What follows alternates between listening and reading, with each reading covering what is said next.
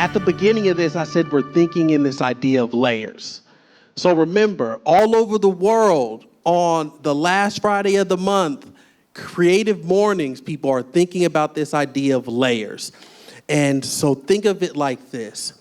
Peel back the obvious and uncover the hidden.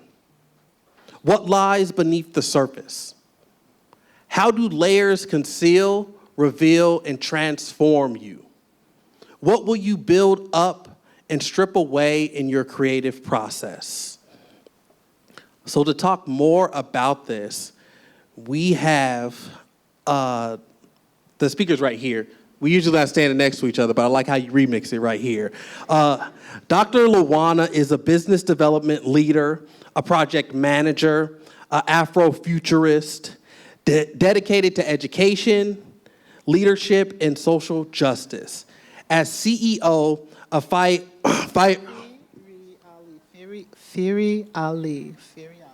Firiali Inc., thank you so much. She creates immersive experiences like Afrofuturism Lounge and Dream Tank while serving on a multitude of boards and exploring cultural and technological intersections for systematic transformation. Without any further ado, please give a round of applause for our speaker today, Dr. LaWana Richmond.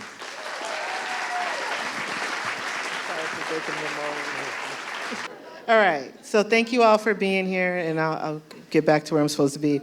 I'm Dr. LaWana Richmond, and I'm gonna talk about the thing I know best, which is me.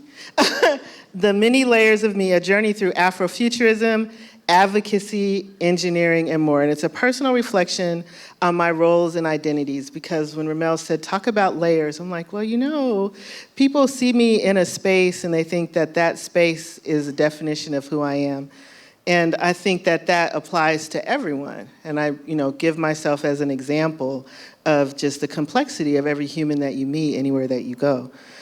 So in embracing my many roles, I'm gonna look at my identities as an Afrofuturist, a process engineer, policy advocate, community strategist, artist, daughter, sister, mother, and best of all, grandmother.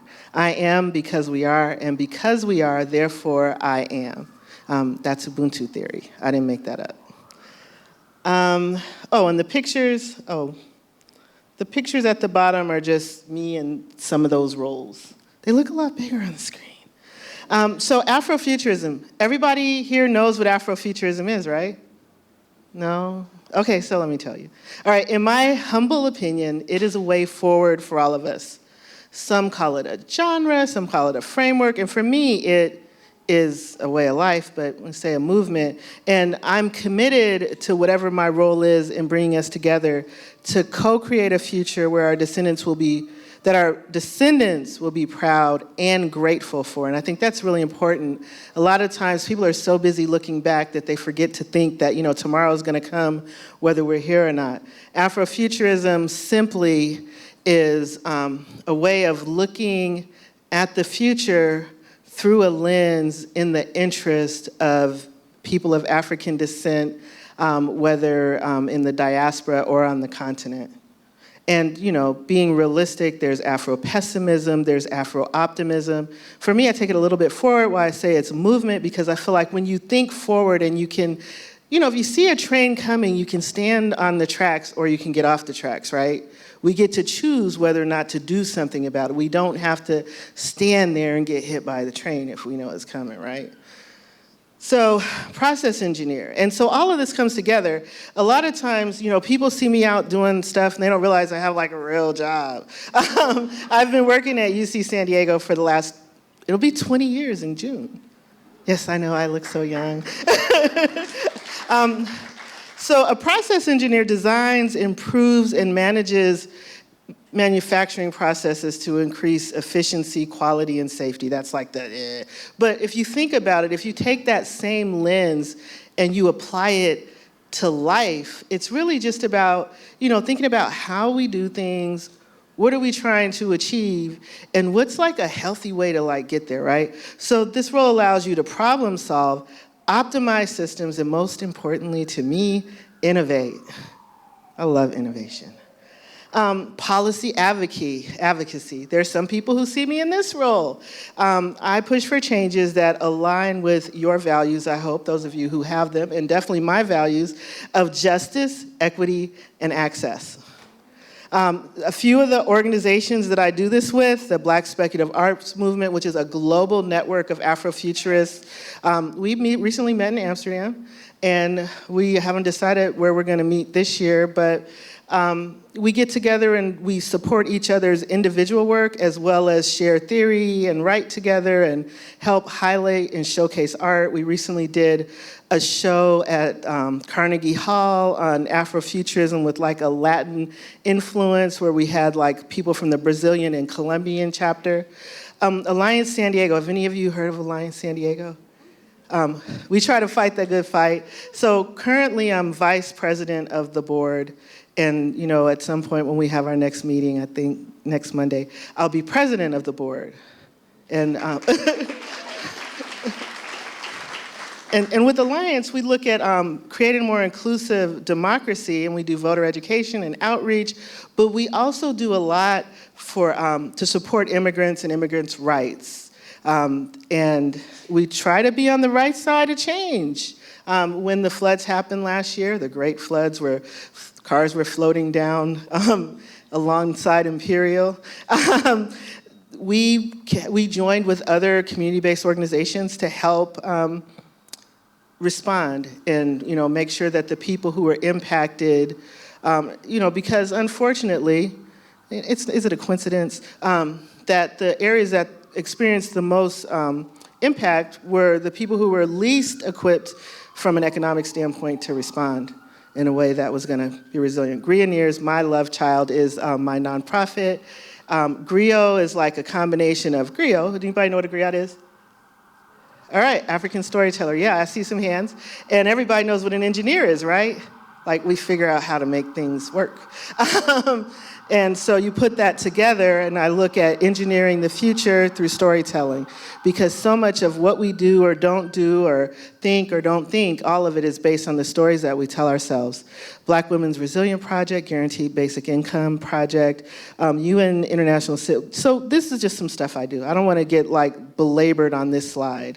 It's a lot, but it's not all of me, right? So, community strategy. So are you starting to see a theme where it kind of like fits together, but it's a different layer? Building bridges and empowering people.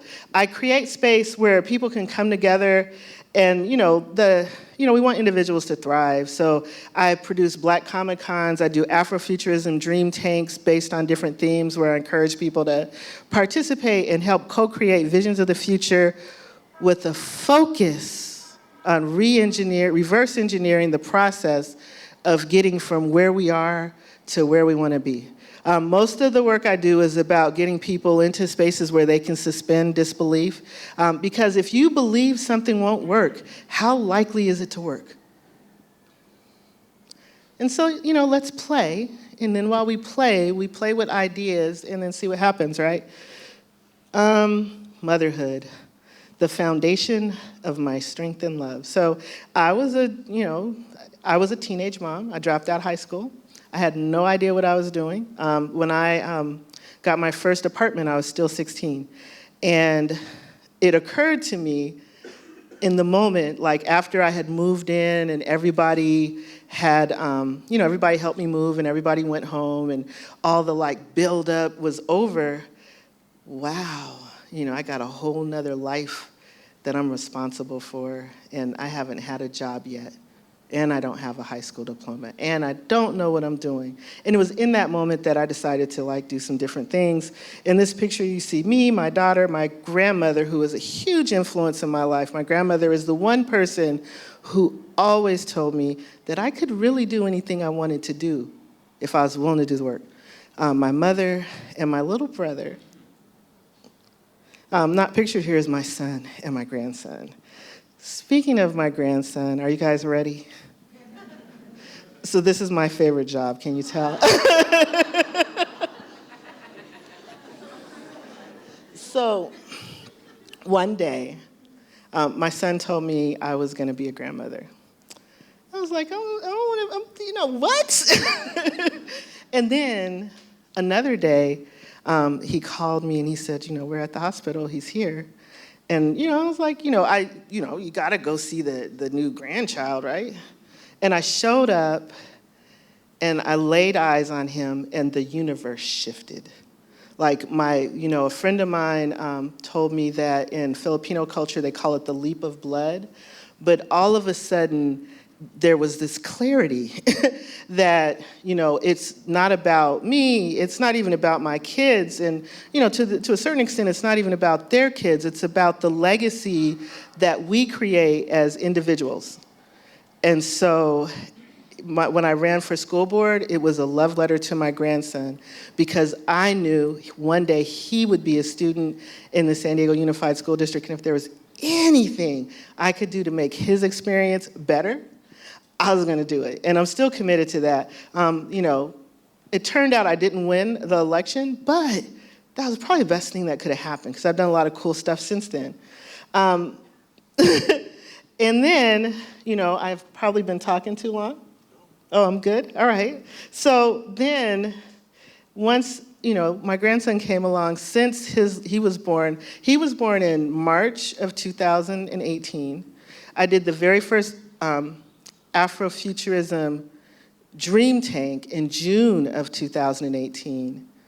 Then I did the first Afrofuturism Lounge in July of 2018. And both of those things were just like, oh, this would be something fun to do, and I've been doing them every year ever since. I do dream tanks in a variety of capacities and spaces. I've gone as like micro as like specifically the futurity of Black women to more macro, like what do we see the world like 50 years from now or 100 years from now?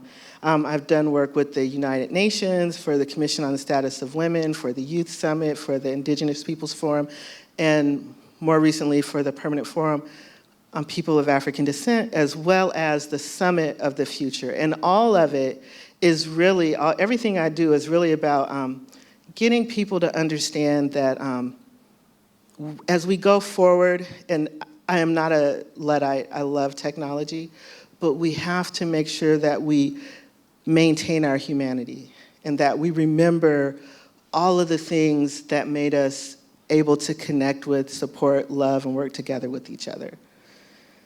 And every time I start to feel a little frustrated or discouraged, anybody feel frustrated or discouraged in the last few months, ever? I mean, I look at my grandson and I say, when I'm not here, God willing, he will be. And, what is it that I can do? Like, what's one little thing I could do that might help? I wanted to close out with, like, what's next, in case anybody's wondering. Because if you know me and even you are familiar with my work, you know that I don't always tell people what I'm going to do. I have friends that are here today who are like, well, why didn't you tell us you was going to be there? I'm in several group chats, and they're like, why didn't you just drop it in the group chat? I'm like, I was doing, last night I was at Stardust, and the night before that I was at the San Diego History Center, and then, so. But it's not because I don't love y'all. So this is a preview of some things that are coming up. My QR code here, if you want to connect with me, that goes to my Popple. I don't remember what that QR code goes to. Some of the logos, the Sunflower Girl I commissioned it for a young artist. Anybody familiar with the work of Aubrey Rose? You should be. She's amazing. I met her at the New School of Architecture and Design when I did the second annual Afrofuturism Lounge there. Her and her sister have it's called Broken Chalice Studios. But we worked on that image for an event, and I just love the image so much that it's taken on a life of its own. People cosplay as that image. I've had people send me like fan art of their rendering or version of the image, so it's not going anywhere. So, just stay encouraged. Thank you. Please give a round of applause for Dr. LaWana.